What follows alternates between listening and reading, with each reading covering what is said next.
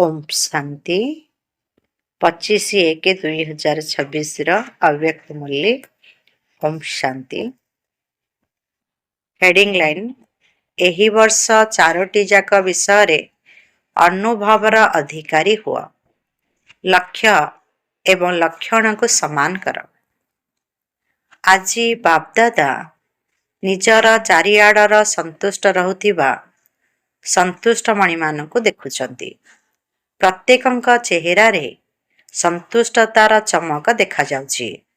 तेबे संतुष्ट मणि आत्मा माने निजको मध्य प्रिय अटंती एवं बाबा को मध्य प्रिय अटंती तथा परिवार को मध्य प्रिय अटंती। काहेकि ना संतुष्टता एक महान शक्ति अटे। संतुष्टता सेतेबेले धारण होइथाए जेतेबेले सर्वप्राप्ति गुड़िक मिली जाइथाए। जदि प्राप्ति गुड़िक कम होइथाए तेबे संतुष्टतार शक्ति मध्य कम होइथाए। तेबे संतुष्टतार शक्ति अन्य शक्ति गुड़िक मध्य आवाहन करिथाए। संतुष्टतार वायुमंडल अन्य मानकु मध्य यथाशक्ति संतुष्टतार अनुभव कराइथाए। तेबे जे सर्वदा संतुष्ट रहिथाए तार लक्षण हैला सर्वदा प्रसन्न चित्ती देखा जाउथिबा। तार चेहरा सर्वदा स्वतः ही हर्षित मुख रहुथिबा। संतुष्ट आत्मा का निकटरे कौनसी भी परिस्थिति तांकर स्वस्थिति को टळमळ करि पारे नाही। परिस्थिति जेते भी बड़ हेउथाउ किंतु संतुष्ट आत्मा को ता कार्टून शो भली मनोरंजन अनुभव होइथाए।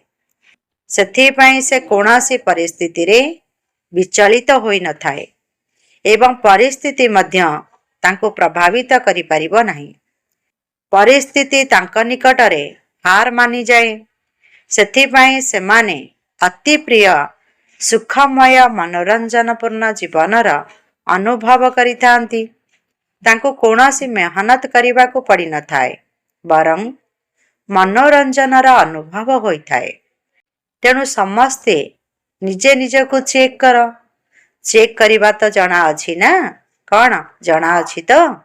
जेउ मान को निज को चेक करिबा जना अछि अन्य को नुहे। निज को चेक करिबा जना अछि से माने हाथ उठा। कौन चेक करिबा जना अछि तो? अच्छा, अभिनंदन। बाप दादांकर वरदान मध्य प्रतिदिन अमृत बेलारे प्रत्येक संतान को भिन्न भिन्न रूप रे यहाँ ही मिलुची। खुशी रे रुह, भरपूर रुह। यही वरदान प्रतिदिन समस्त को मिलुची। बाप दादा समस्त को एका भली एका साथी रे वरदान देइथांती किंतु सेथिरे फरक कौन रही जाउची? क्रमान्वय काहेकि होई जाउची? दाता मध्य जणे एवं देउछंती मध्य एका भली। काहाकु कम काहाकु बेसी तो देउ नांती।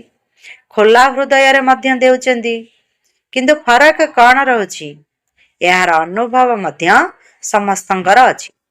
काहेकि ना एबे पर्यंत मध्य बाप दादांक पाखरे एही शब्द पहुंचुची। कौन जानिछ? केबे केबे किछि किछि एही शब्द एबे पर्यंत मध्य सुना जाउची। बाप दादा कहउचंती जे ब्राह्मण आत्मा मानकर जीवन रूपी डिक्शनरी रो एही दुईटी शब्द बाहरी जिबा दरकार। जेहेतु पिता मध्य अविनाशी एवं तांकर संपत्ति मध्य अविनाशी, तुमे माने मध्य अविनाशी श्रेष्ठ आत्मा अट। तेणु तुम मुखरो केउ शब्द बाहरिबा दरकार? केबे केबे ना सर्वदा? तेणु प्रत्येक संपत्ति को चेक कर। सर्वशक्ति गुड़िक सर्वदा अछंती तो? सर्वगुण गुड़िक सर्वदा उपस्थित अछंती तो? तुम मानकर भक्त माने मध्य जेतेबेले तुमर गुणगान करुचंती सेतेबेले कौन कहउचंती? केबे केबे गुणदाता कहउचंती कि? बाप दादा मध्य प्रत्येक वरदान रे सदा शब्द कहिचंती। सदा सर्वशक्तिमान, केबे शक्तिवान केबे सर्वशक्तिवान कही नांती। ସବୁ ସମୟରେ ଦୁଇଟି ଶବ୍ଦ ତୁମେମାନେ ମଧ୍ୟ କହୁଛ, ବାବା ମଧ୍ୟ କହୁଛନ୍ତି, ସମାନ ହୁଅ। ଏଭଳି କହିନାହାନ୍ତି ଯେ କିଛି କିଛି ସମାନ ହୁଅ, ସମ୍ପନ୍ନ ଏବଂ ସମ୍ପୂର୍ଣ୍ଣ ହୁଅ। କିନ୍ତୁ ପିଲାମାନେ କେବେ କେବେ କ'ଣ କରୁଛନ୍ତି ଜାଣିଛ? ବାପଦାଦା ମଧ୍ୟ ପିଲାମାନଙ୍କର ଖେଳ ତ ଦେଖୁଛନ୍ତି ନା, ସବୁବେଳେ ଦେଖୁଛନ୍ତି। ପିଲାମାନେ କ'ଣ କରୁଛନ୍ତି ଜାଣିଛ? କେହି କେହି, ସମସ୍ତେ ନୁହନ୍ତି, ତାଙ୍କୁ ଯେଉଁ ସବୁ ବରଦାନ ମିଳୁଛି ସେଗୁଡ଼ିକ ବହୁତ ଭାବୁଛନ୍ତି, ବର୍ଣ୍ଣନା ମଧ୍ୟ କରୁଛନ୍ତି ଏବଂ ଖାତାରେ ଲେଖି ଦେଉଛନ୍ତି। ବେଳେ ବେଳେ ମଧ୍ୟ ମନେ ପକାଉଛନ୍ତି, କିନ୍ତୁ ବରଦାନ ରୂପୀ ବୀଜକୁ ଫଳୀଭୂତ କରୁନାହାନ୍ତି। ବୀଜରୁ ଫଳ ଫଳାଇ ପାରୁନାହାନ୍ତି। କେବଳ ବର୍ଣ୍ଣନା କରି ଖୁସି ହୋଇଯାଉଛନ୍ତି। କହୁଛନ୍ତି, ବହୁତ ଭଲ ବରଦାନ ମିଳିଲା। କିନ୍ତୁ ବରଦାନ ତ ବୀଜ ଅଟେ। ତେଣୁ ବୀଜକୁ ଯେତେ ଫଳୀଭୂତ କରିବ ତାହା ସେତେ ବଢ଼ି ବଢ଼ି ଚାଲିବ। ତେବେ ତାକୁ ଫଳୀଭୂତ କରିବାର ରହସ୍ୟ କ'ଣ? ଆବଶ୍ୟକ ସମୟରେ କାର୍ଯ୍ୟରେ ଲଗାଇବା। କିନ୍ତୁ ପିଲାମାନେ କାର୍ଯ୍ୟରେ ଲଗାଇବା ପାଇଁ ଭୁଲି ଯାଉଛନ୍ତି, କେବଳ ଖାତାରେ ଲେଖି ଦେଉଛନ୍ତି, ବହୁତ ଭଲ ଭଲ କହି ବର୍ଣ୍ଣନା କରି ଦେଉଛନ୍ତି। ଆଜି ବାବା ବହୁତ ଭଲ ବରଦାନ ଦେଇଛନ୍ତି, କିନ୍ତୁ କ'ଣ ପାଇଁ ଦେଇଛନ୍ତି? ତାକୁ ଫଳୀଭୂତ କରିବା ପାଇଁ ହିଁ ଦେଇଛନ୍ତି। ବୀଜରୁ ଫଳ ଫଳାଇବା ଅର୍ଥ ତାକୁ ବୃଦ୍ଧି କରିବା। ତେଣୁ ବରଦାନକୁ ମନେ ପକାଉଛନ୍ତି, କିନ୍ତୁ ବରଦାନର ସ୍ୱରୂପ ହେବାରେ କ୍ରମାନ୍ୱୟରେ ଆସିଯାଉଛନ୍ତି। ଏବଂ ବାପ ଦାଦା ସବୁ ପିଲାଙ୍କର ଭାଗ୍ୟକୁ ଦେଖି ହର୍ଷିତ ମଧ୍ୟ ହେଉଛନ୍ତି। କିନ୍ତୁ ବାପ ଦାଦାଙ୍କର ଆନ୍ତରିକ ଇଚ୍ଛା କ'ଣ, ତାହା ତ ପୂର୍ବରୁ ମଧ୍ୟ ଶୁଣାଇ ସାରିଛନ୍ତି। ସେଥିରେ ମଧ୍ୟ ସମସ୍ତେ ହାତ ଉଠାଇଥିଲେ, ମନେ ଅଛି ତ? ଆମେ କାରଣକୁ ନିବାରଣ କରି ସମାଧାନ ସ୍ୱରୂପ ହେବୁ। ଏହି ହୋମୱାର୍କ ମନେ ଅଛି ତ? କେତେକ ପିଲା ତ ବାର୍ତ୍ତାଳାପ ମାଧ୍ୟମରେ ହେଉ ବା ପତ୍ର ଦ୍ୱାରା ହେଉ ବା ଇମେଲ ଦ୍ୱାରା ହେଉ ଫଳାଫଳ ମଧ୍ୟ ଜଣାଇଛନ୍ତି। ଭଲ କଥା, ସେଥିପ୍ରତି ତ ଧ୍ୟାନ ଦେଇଛନ୍ତି ନା। କିନ୍ତୁ ବାପ ଦାଦାଙ୍କୁ ଯେଉଁ ଶବ୍ଦଟି ବହୁତ ଭଲ ଲାଗେ, ସଦା, ତାହା ଅଛି ତ? ତୁମେ ସମସ୍ତେ ଯେଉଁମାନେ ବି ଏଠାକୁ ଆସିଛ, ଚାହେ ଶୁଣିଥାଅ ଚାହେ ପଢ଼ିଥାଅ, କିନ୍ତୁ ଗୋଟିଏ ମାସର ହୋମୱାର୍କରେ କେବଳ ଗୋଟିଏ ମାସ ହିଁ ହୋଇଛି, ଅଧିକ ନୁହେଁ। ତେବେ ଏଇ ଗୋଟିଏ ମାସରେ ଲକ୍ଷ୍ୟ ତ ରଖିଛ ନା, ପରସ୍ପର ଭିତରେ ବର୍ଣ୍ଣନା ତ କରିଛ।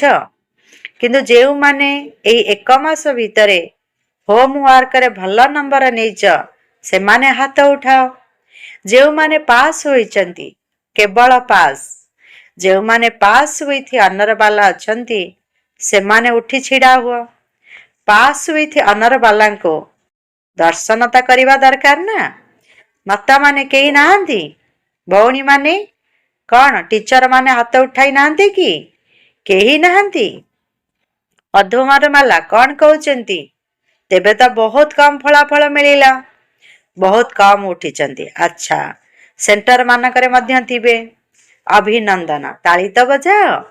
ବାପ ଦାଦାଙ୍କୁ ହସ ଲାଗୁଛି ଯେ ବାପ ଦାଦା ଯେତେବେଳେ ପଚାରୁଛନ୍ତି ଯେ ବାପ ଦାଦାଙ୍କ ସହିତ କାହାର ସ୍ନେହ ଅଛି ଏବଂ କେତେ ସ୍ନେହ ଅଛି, ସେତେବେଳେ କ'ଣ ଉତ୍ତର ଦେଉଛ? ବାବା, ଆମର ଏତେ ସ୍ନେହ ଅଛି ଯାହାକି ଆମେ ଶୁଣାଇ ପାରିବୁ ନାହିଁ। ଏହିଭଳି ବହୁତ ଭଲ ଉତ୍ତର ହେଉଛି। ସେଥିରେ ବାପଦାଦା ମଧ୍ୟ ଖୁସି ହୋଇଯାଉଛନ୍ତି। କିନ୍ତୁ ସ୍ନେହର ପ୍ରମାଣ କ'ଣ? ଆଜିକାଲିର ଦୁନିଆରେ ଦେହ ଅଭିମାନୀ ପ୍ରେମିକ ପ୍ରେମିକା ତ ପରସ୍ପର ପାଇଁ ଜୀବନ ମଧ୍ୟ ଦେଇ ଦେଉଛନ୍ତି। ତେବେ ପରମାତ୍ମାଙ୍କ ସହିତ ପ୍ରେମପୂର୍ଣ୍ଣ ସମ୍ବନ୍ଧ ରଖିବା ପାଇଁ ଏତେ ମୁସ୍କିଲ କାହିଁକି ଲାଗୁଛି? ବାବା ଯାହା କହୁଛନ୍ତି ପିଲାମାନେ କରିବା ଉଚିତ। ଗୀତ ତ ବହୁତ ଭଲ ଭଲ ଗାଉଛ।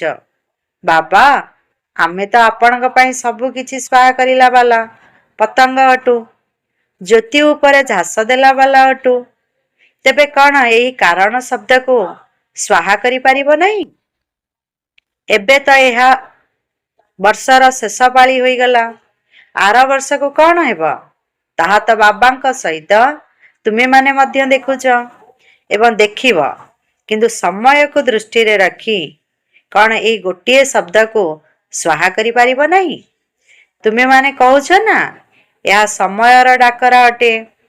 ତେବେ ଭକ୍ତମାନଙ୍କର ଡାକରା, ସମୟର ଡାକରା, ଦୁଃଖୀ ଆତ୍ମାମାନଙ୍କର ଡାକରା, ତୁମମାନଙ୍କର ସ୍ନେହୀ ସହଯୋଗୀ ଆତ୍ମାମାନଙ୍କର ଡାକରା ତ ତୁମେମାନେ ହିଁ ପୂରଣ କରିବ ନା। ତେବେ ତୁମମାନଙ୍କର ଉପାଧି ମଧ୍ୟ କ'ଣ? କର୍ତ୍ତବ୍ୟ କ'ଣ? କେଉଁ କର୍ତ୍ତବ୍ୟ କରିବା ପାଇଁ ବ୍ରାହ୍ମଣ ହୋଇଛ? ତୁମମାନଙ୍କର ଉପାଧି ହେଲା ବିଶ୍ୱ ପରିବର୍ତ୍ତକ ଏବଂ କର୍ମ ହେଲା ବିଶ୍ୱକୁ ପରିବର୍ତ୍ତନ କରିବା। ତେବେ ତୁମର ସାଥୀ କିଏ? ବାପ ଦାଦାଙ୍କ ସାଥିରେ ତୁମେମାନେ ହିଁ ଏହି କାର୍ଯ୍ୟରେ ନିମିତ୍ତ ହୋଇଛ। ତେଣୁ ଏବେ କ'ଣ କରିବ?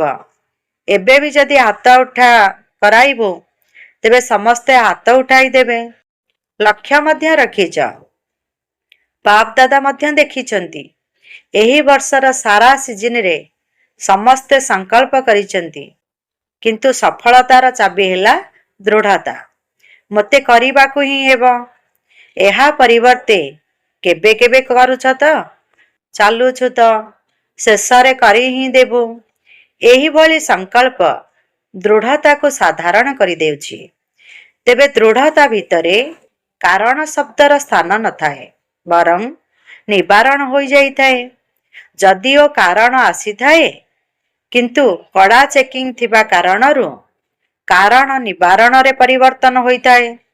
ତେଣୁ ବାପ ଦାଦା ଯେତେବେଳେ ଫଳାଫଳକୁ ଚେକ୍ କଲେ କ'ଣ ଦେଖିଥିବେ? ଜ୍ଞାନୀ, ଯୋଗୀ, ଧାରଣା ସ୍ୱରୂପ ଏବଂ ସେବାଧାରୀ, ଏ ଚାରୋଟି ଯାକ ବିଷୟରେ ସମସ୍ତେ ଯଥାଶକ୍ତି ଅଟନ୍ତି। ଜ୍ଞାନୀ ମଧ୍ୟ ଅଟ, ଯୋଗୀ ମଧ୍ୟ ଅଟ, ଧାରଣା ମଧ୍ୟ କରୁଛ ଏବଂ ସେବା ମଧ୍ୟ କରୁଛ, କିନ୍ତୁ ଚାରୋଟି ଯାକ ବିଷୟରେ ଅନୁଭବୀ ସ୍ୱରୂପ ହେବାରେ ବା ଅନୁଭବର ଅଧିକାରୀ ପଣିଆରେ କମି ଦେଖାଗଲା।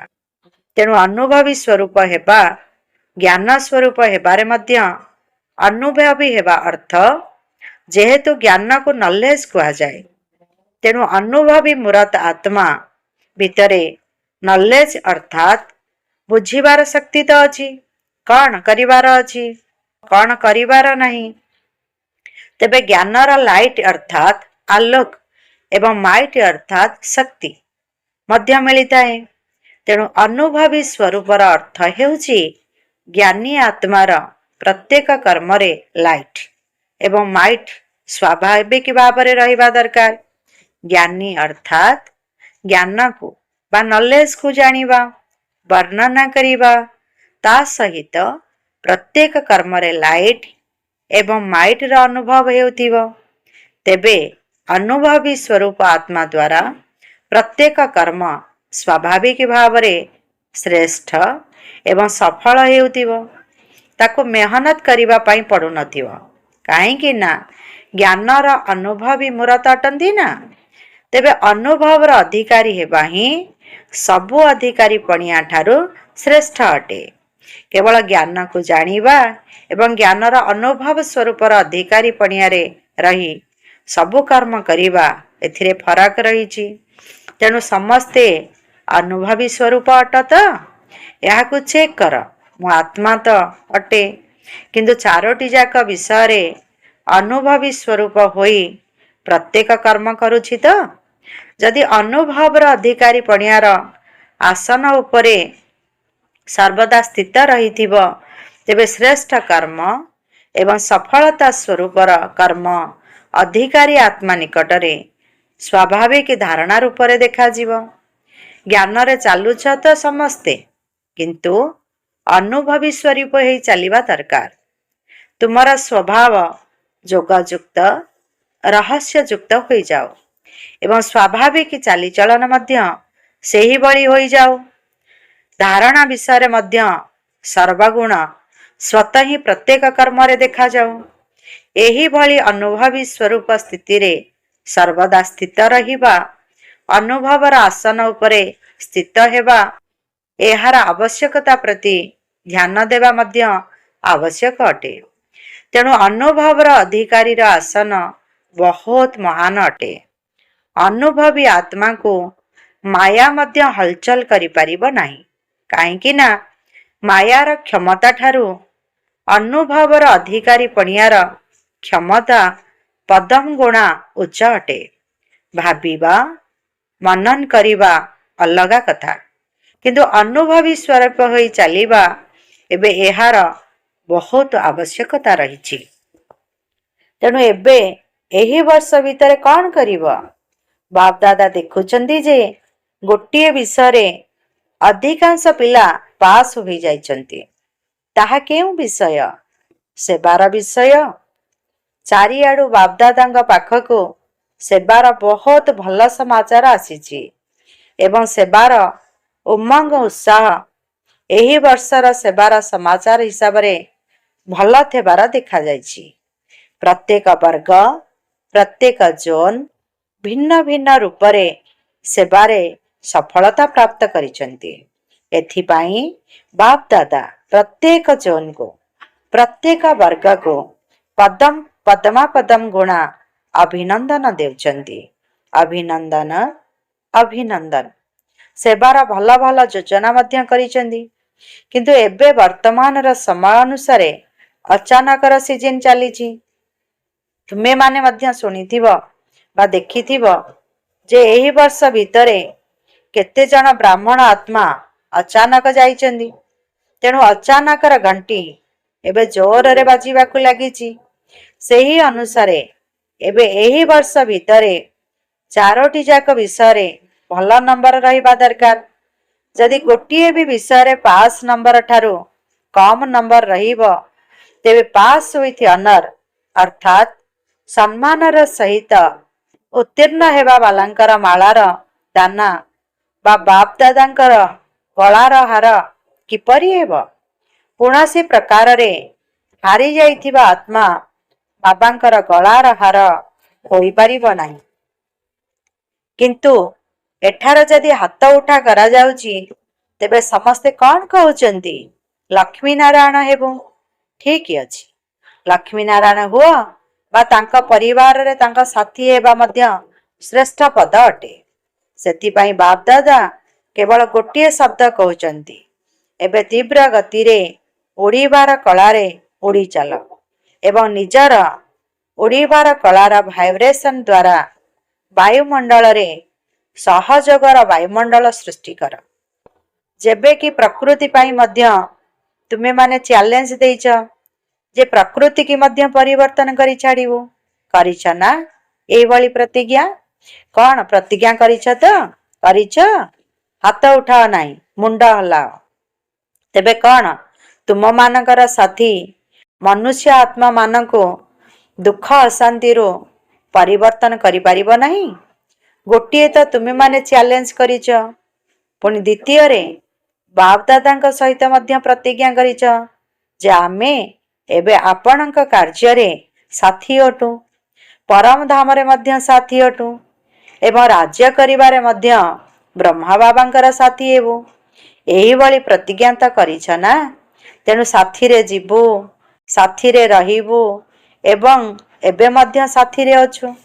ତେବେ ବାବାଙ୍କର ସଂକେତକୁ ତ ସମୟ ଅନୁସାରେ ବାସ୍ତବିକ ରୂପରେ ଦେଖି ଚାଲିଛ। ଅଚାନକ ଏବଂ ଏଭର ରେଡି ଅର୍ଥାତ୍ ସଦା ପ୍ରସ୍ତୁତ। କ'ଣ ତୁମେମାନେ ଦାଦିଙ୍କ ପାଇଁ ଭାବିଥିଲ ଯେ ଇଏ ମଧ୍ୟ ଯାଇପାରନ୍ତି? ଅଚାନକର ଖେଳ ଦେଖିଲ ନା? ତେଣୁ ଏହି ବର୍ଷ ଏଭର ରେଡି ରହିବା ପାଇଁ ହେବ। ବାବାଙ୍କର ଦିଲର ଆଶାକୁ ପୂର୍ଣ୍ଣ କରିଲା ବାଲା ଆଶାର ଦୀପତ ହେବାକୁ ହିଁ ପଡ଼ିବ। ତେବେ ବାବାଙ୍କର ଆଶା କ'ଣ ତାହା ତ ତୁମେମାନେ ନିଶ୍ଚିତ ଜାଣିଛ। ତେଣୁ ହେବାକୁ ପଡ଼ିବ ନା ହୋଇଯିବି, ଦେଖିବି। ଯେଉଁମାନେ ଭାବୁଛନ୍ତି ହେବାକୁ ହିଁ ପଡ଼ିବ, ସେମାନେ ହାତ ଉଠାଅ। ଦେଖ କ୍ୟାମେରାରେ ଉଠାଯାଉଛି। ବାପ ଦାଦାଙ୍କୁ ତ ବହୁତ ଖୁସି କରିଦେଉଛ। ବାପ ଦାଦା ମଧ୍ୟ ପିଲାମାନଙ୍କ ବିନା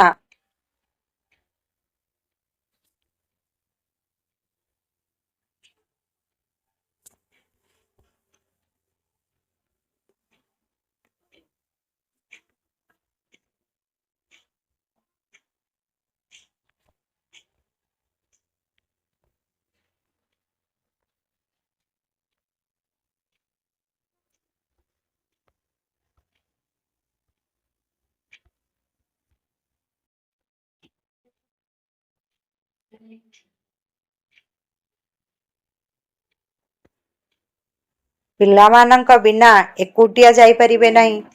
ଦେଖ, ବ୍ରହ୍ମା ବାବା ମଧ୍ୟ ତୁମମାନଙ୍କ ପାଇଁ ମୁକ୍ତିଧାମର ଗେଟ୍ ଖୋଲିବା ପାଇଁ ଅପେକ୍ଷା କରିଛନ୍ତି।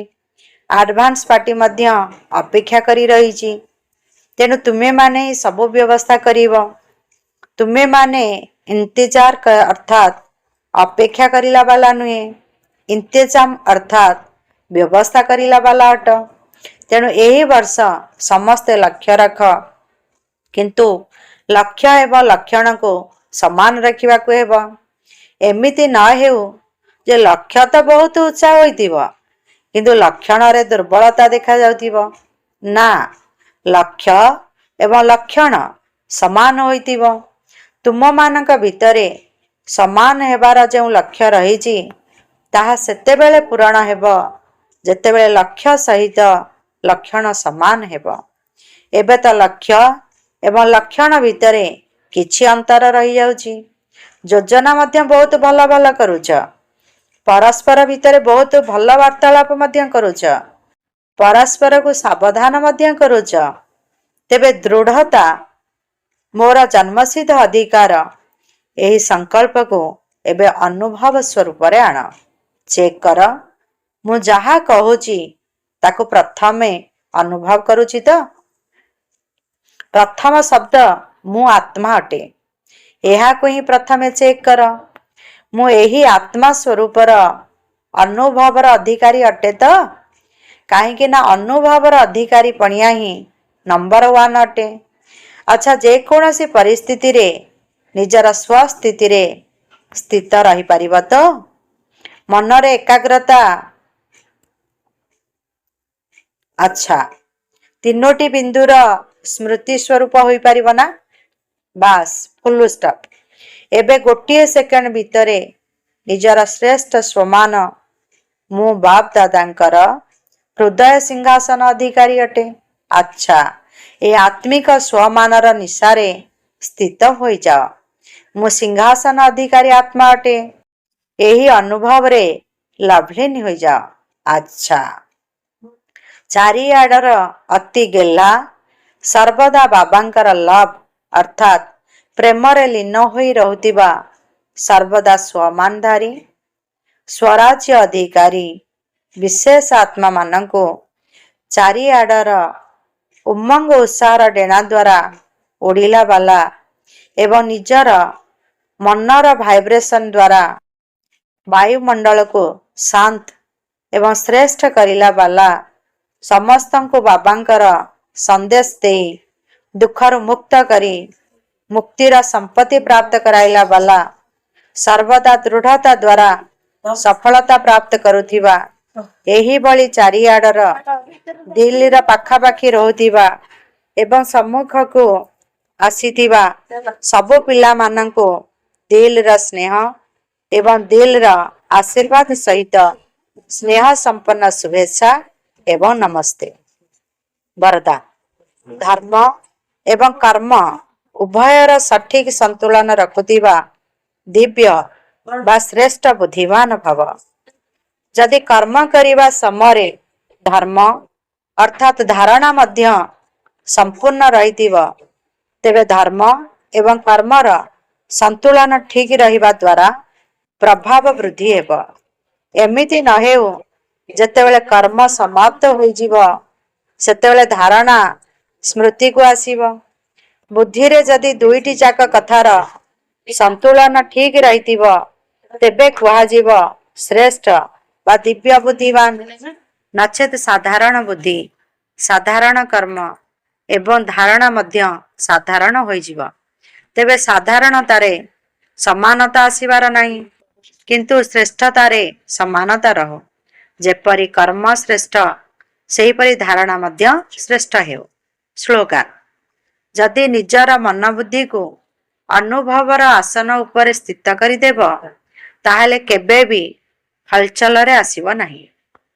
ଅବ୍ୟକ୍ତ ଇଶାରା, ଏହି ଅବ୍ୟକ୍ତ ମାସରେ ବନ୍ଧନ ମୁକ୍ତ ହୋଇ ଜୀବନ ମୁକ୍ତ ସ୍ଥିତିର ଅନୁଭବ କର।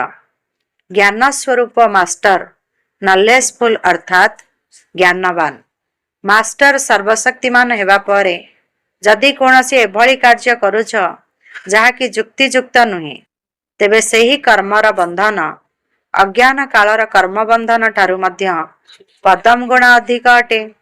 ଏହି କାରଣରୁ ବନ୍ଧନଯୁକ୍ତ ଆତ୍ମା ସ୍ୱତନ୍ତ୍ର ନ ହେବା କାରଣରୁ ଯାହା ଚାହିଁବ ତାହା କରିପାରିବ ନାହିଁ। ସେଥିପାଇଁ ଯୁକ୍ତିଯୁକ୍ତ କର୍ମ ଦ୍ୱାରା ମୁକ୍ତିକୁ ପ୍ରାପ୍ତ କର।